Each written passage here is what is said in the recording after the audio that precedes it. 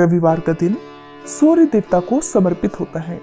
इस दिन सूर्य देवता की पूजा करके सूर्य देवता को अर्घ्य देने के बाद व्रत रखा जाता है।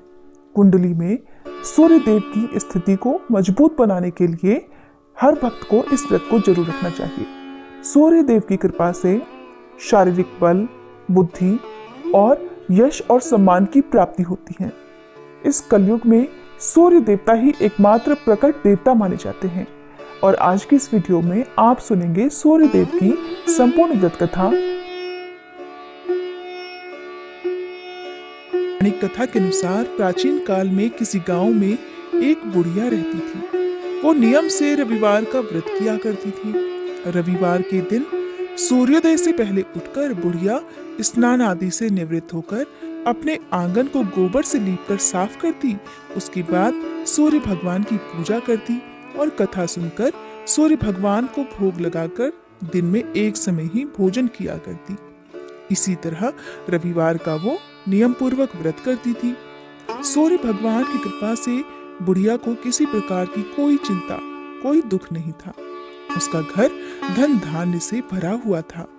उस बुढ़िया को सुखी देखकर उसकी पड़ोसन उससे बहुत जलती थी। बुढ़िया रोजाना अपनी पड़ोसन के आंगन में बंधी गाय का गोबर लेकर आती और उससे अपना घर लीपती थी। अब शनिवार के दिन रात को एक दिन पड़ोसन ने अपनी गाय को घर के भीतर बांध दिया ताकि बुढ़िया अगले दिन अपना घर ना लीप सके। उधर रविवार की सुबह जब बुढ़िया उठी और लीपने के लिए गोबर लाने के लिए अपनी पड़ोसन के घर गई तो देखा गाय तो आंगन में बंधी भी नहीं थी।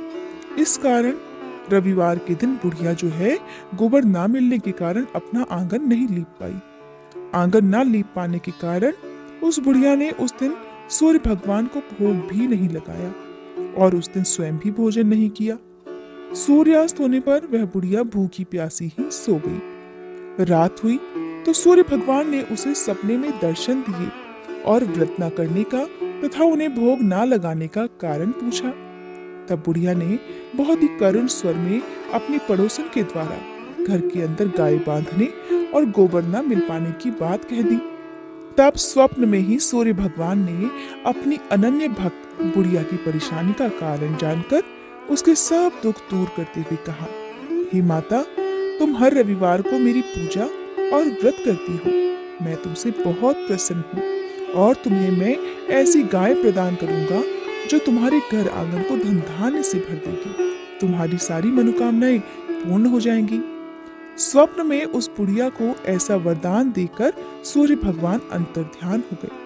प्रातःकाल सूर्योदय से पहले उस बुढ़िया की आंख खुली तो वह अपने घर के आंगन में एक सुंदर गाय और बछड़े को देखती है। गाय और बछड़े को देखकर वो हैरान हो गई। अब जब घर में गौ माता और उनका प्यारा सा बछड़ा हो तो उनके चारे की चिंता तो होगी ही। अब बुढ़िया ने जल्दी से गाय को आंगन में बांधा और उनके लिए चारा लाकर उन्हें खिला दिया। पड़ोसन ने उस बुढ़िया के आंगन में बंधी हुई सुंदर गाय और बछड़े को देखा। तब तो वह बुढ़िया से और अधिक चलने लगी। तभी क्या हुआ कि गाय ने सोने का गोबर कर दिया। गोबर को देखते ही पड़ोसन की आंखें हैरानी से फटी की फटी रह गईं।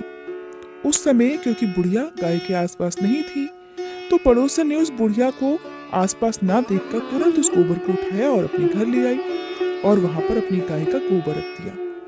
सोने के गोबर से पड़ोसन कुछ ही दिनों में धनवान हो गई क्योंकि भोली भाली बुढ़िया को तो कुछ पता ही नहीं था। और उधर चालाक पड़ोसन हर दिन जैसे ही गाय गोबर करती और वो सोने का हो जाता अपने घर में रख लेती और बदले में अपनी साधारण गाय का गोबर सोने के गोबर की जगह पर रखकर आ जाती। अब गाय जो थी वो हर दिन सूर्योदय से पहले सोने का गोबर करती। इस प्रकार बुढ़िया के उठने से पहले ही पड़ोसन उस गोबर को उठाकर ले जाती। काफी दिन तक ये सब चलता रहा और बुढ़िया को सोने के गोबर के बारे में पता ही नहीं चला। अब बुढ़िया पहले की तरह हर रविवार को नियम पूर्वक भगवान सूर्यदेव का व्रत करती रही और कथा सुनती रही। सूर्य भगवान को जब पड़ोसन की चालाकी का पता चला तब उन्होंने एक दिन बड़ी तेज की आंधी चला दी। जब तेज तेज हवाएं चलने लगी, जोर जोर से पेड़ हिलने लगे तो बुढ़िया ने अपनी गाय को घर के भीतर बांध दिया ताकि गाय को कोई नुकसान न पहुंच सके। उधर नियम के अनुसार गाय ने गोबर किया, क्योंकि गाय तो घर के भीतर बंधी हुई थी। अब जब गाय ने गोबर किया तो वो तुरंत सोने के गोबर में परिवर्तित हो गया। अब जब बुढ़िया ने सोने का गोबर अपने घर के अंदर पड़ा देखा तो बड़ी हैरान हो गई और उसे खुशी भी हुई कि सूर्य देवता ने उसे बहुत बड़ा वरदान दे दिया है। इतने बड़े चमत्कार की उम्मीद तो बुढ़िया को कभी नहीं थी। बस क्या था, उसी दिन से वह बुढ़िया गाय को घर के भीतर ही बांधने लगी। उधर पड़ोसन सोने का गोबर नहीं ले जा पाई। अब सोने का गोबर जब वो नहीं ले जा पाई तो और अधिक ईर्ष्या करने लगी। सोचने लगी कि इस बुढ़िया को मैं कैसे सबक सिखाऊं।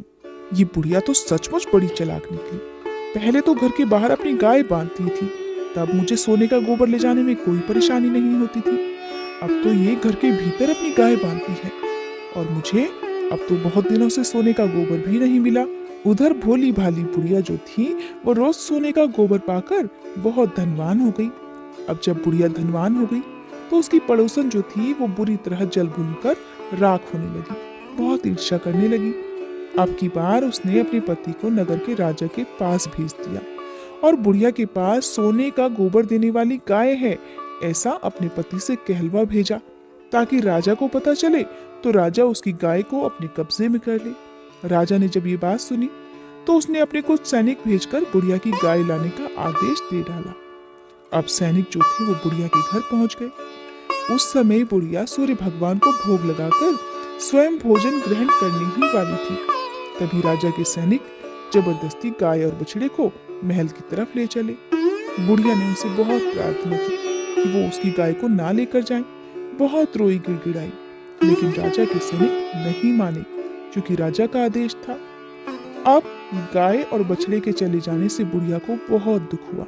मारे दुख के उस दिन बुढ़िया ने कुछ नहीं खाया और भूखी प्यासी ही सारी रात सूर्य भगवान से अपनी गाय और बछड़े को लौटाने के लिए प्रार्थना करती रही। उधर गाय राजा के महल में पहुंच चुकी थी। ये देखकर राजा बड़ा खुश हुआ। सुबह जब राजा ने सोने का गोबर देखा तो उसके आश्चर्य का ठिकाना नहीं रहा। उधर सूर्य भगवान को भूखी प्यासी बुढ़िया को इस प्रकार रोते देखकर, इस प्रकार दुख में देखकर और प्रार्थना करते देखकर बहुत दया आ गई। उसी रात को सूर्य भगवान ने राजा को स्वप्न में दर्शन देकर कहा, हे राजन, बुढ़िया की गाय और बछड़ा तुरंत लौटा दो, नहीं तो मैं तुम पर विपत्तियों का पहाड़ गिरा दूंगा। तुम्हारे राज्य में भूकंप आ जाएगा, तुम्हारा महल नष्ट हो जाएगा और तुम्हारे राज्य में अकाल पड़ जाएगा। सपने में सूर्य भगवान के ऐसे वचन सुनकर भयभीत राजा ने प्रातःकाल उठते ही गाय और बछड़ा बुढ़िया को लौटा दिया और राजा ने अपनी तरफ से बहुत सारा धन भी बुढ़िया को उपहार स्वरूप दिया और अपनी गलती के लिए क्षमा भी मांगी। राजा ने पड़ोसन और उसके पति को उनकी इस दुष्टता के लिए दंड भी दिया। साथ ही राजा ने इसके बाद से अपने राज्य में घोषणा करवा दी कि सभी स्त्री पुरुष रविवार को व्रत किया करें और राजा की प्रजा ने भी ऐसा ही किया। रविवार का व्रत करने से सभी लोगों के घर धन धान्य से भर गए, चारों ओर खुशहाली छा गई। सभी लोगों के शारीरिक कष्ट और बीमारियां दूर हो गई। निसंतान स्त्रियों की गोद भर गई। राज्य में सभी स्त्री और पुरुष सुखी जीवन यापन करने लगे। ये थी व्रत कथा।